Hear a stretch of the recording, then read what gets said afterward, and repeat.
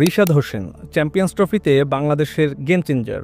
Champions ট্রফিতে বাংলাদেশের spin আক্রমণের বড় ভরসা হয়ে উঠতে পারেন রিশাদ হোসেন। পাকিস্তানের ব্যাটিং সহায়ক উইকেটে বাংলাদেশের সাফল্যের অন্যতম চাবিকাঠি হতে পারেন এই লেগ স্পিনার। দলের অধিনায়ক নাজমুল হোসেন শান্তসহ কয়েকজন ক্রিকেটারও রিশাদের ওপর আস্থার কথা জানিয়েছেন। সদ্য শেষ হওয়া ত্রিদেশীয় সিরিজে পাকিস্তানের ব্যাটসম্যানদের দাপট ছিল স্পষ্ট।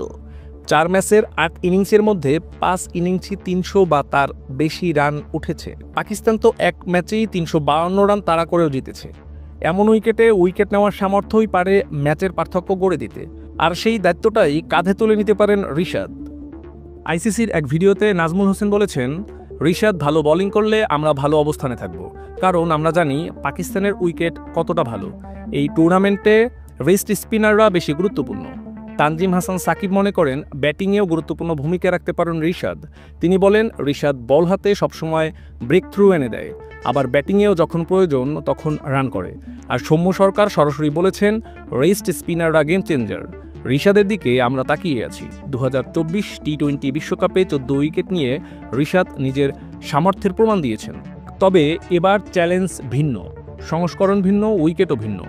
ব্যাটিং সহায়ক কন্ডিশনে কিভাবে পারফর্ম করবেন রিশাদ, সেটি এখন দেখার অপেক্ষা। মেহেদী হাসান অনিম, সার্স বিডি নিউজ।